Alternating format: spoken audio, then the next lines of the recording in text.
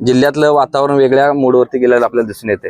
काही संस्था अवसायनात निघालेल्या होत्या, पण कोल्हापूर सर्किट बेंच असेल किंवा DDR असतील किंवा सहाय्यक निबंधक असतील, यांना चुकीच्या पद्धतीची माहिती देऊन ज्या संस्थांचं 1 लिटर दूध नाही अशा सुद्धा संस्था न्यायालयाच्या आदेशानं पात्र झालेल्या आपल्याला दिसून येतात। पण न्यायालयानं जरी आदेश दिला असेल की अशा संस्थांना पात्र करा, DDR पुणे ऑफिसनं सुद्धा अशा संस्थांना पात्र करावं असाच आदेश वरती पुढं आहे तोच आदेश ठेवला।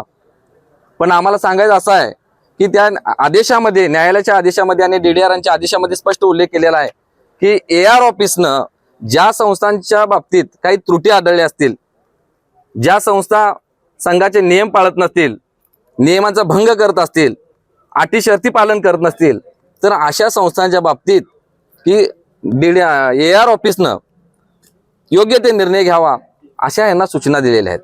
म्हणजे एकंदरीत निर्णय हा शेवटी इथं कोल्हापूरच्या ऑफिसमध्येच होणार आहे। आणि मग इथं ज्या संस्था खरोखरच पात्र आहेत, अवसायनातल्या ज्या संस्था खरोखर जर पात्र आहेत, त्यांना मतदानाचा अधिकार मिळावा यासाठी आमची भूमिका तीच आहे।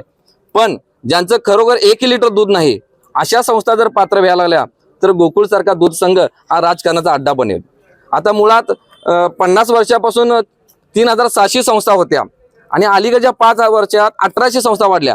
म्हणजे जवळपास 50% संस्था 5 वर्षात वाढतात। दूध वाढलं का हो तेवढं? मग दूध नाहीच वाढलं, पण राजकारणाचा अड्डा बनवायसाठी या संस्था आपण तयार केलेल्या आपल्याला दिसून येते। या संस्था खरोखर त्यांचं ऑडिट होते का बघितलं पाहिजे, दूध घालतात का बघितलं पाहिजे। एका आम्ही आता बघितलं, एका संस्थेचं 1 लिटर दूध नाही 5 वर्षामध्ये, पण ती संस्था या न्यायालयाच्या आदेशानं, DDRच्या आदेशानं मतदानाचं पात्र ठरत आहे। पण पात्र ठरत असताना त्यांनी न्यायालयानं सुद्धा किंवा DDR पुणे ऑफिस यांनी सुद्धा आपल्या या AR ऑफिसला अशा सूचना दिलेल्या आहेत की तुमच्या पातळीवरती तुम्ही निर्णय काय घ्यायचा, ज्या संस्था पात्र आहेत त्या पात्र संस्था ज्या आहेत त्यांनाच मतदानाचा अधिकार द्या। ज्या संस्था नियम अटी शर्तींचं पालन करणार नाहीत अशा संस्थांचा निर्णय तुम्ही घ्यायचा आहे, असा निर्णय आहे। त्या बाबतीत आम्ही आता निवेदन दिले आणि AR ऑफिसनं योग्य ते निर्णय घ्यावा अशी आमची अपेक्षा आहे। तमाम कोल्हापूर जिल्ह्यात आम्ही जवळपास सगळ्याच तालुक्यातले लोक इथं आलेलो आहोत की योग्य ते निर्णय व्हावा। न्यायालयाने जो आदेश दिलेला आहे की तुमच्या लेवलला जे काही नियम अटी पाळत नाहीत त्यांचं तुम्ही मतदानाचा अधिकार देऊ नका, असाही त्याच्यात उल्लेख आहे। मुळात हा आता राजकीय अड्डाच बनलेला आहे। कोण आता सध्या सत्ताधारी आहेत, सत्ताधाऱ्यांनी ज्या संस्था वाढवल्यात ना, संस्था वाढवल्या कोणी 1800, विरोधक कोण वाढवत नसतो, सत्ताधाऱ्यांनी वाढवल्यात। आणि कुणाच्या वाढल्या संस्था? यांच्या बगल बच्चांच्या वाढल्या। मग संस्था वाढू दे, संस्था वाढली पाहिजे, सहकार वाढला पाहिजे, या मताशी आम्ही सहमत आहे।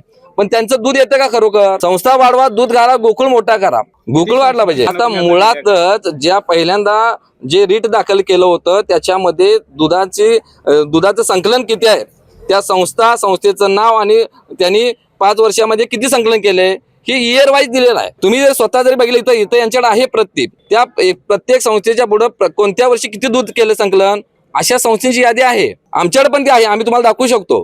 त्याच्यामध्ये स्पष्ट उल्लेख आहे की काही संस्थांचं 0 लिटर दूध आहे, पण या न्यायालयाच्या आदेशानं, DDRच्या आदेशानं त्या संस्था देखील पात्र होत आहेत आता मतदानासाठी।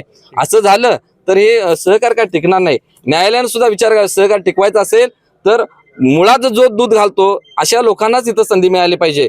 अन्यथा हे राजकारणाचा अड्डा बनला तर एक दिवस शेतकरी संघासारखी आपल्या गोकुळ दूध संघाची अवस्था झाली आपल्याला दिसून येईल। जशी प्रत्येक मोठ्या यशामागे मेहनत असते, तसेच प्रत्येक यशामागे योग्य मार्गदर्शन असते।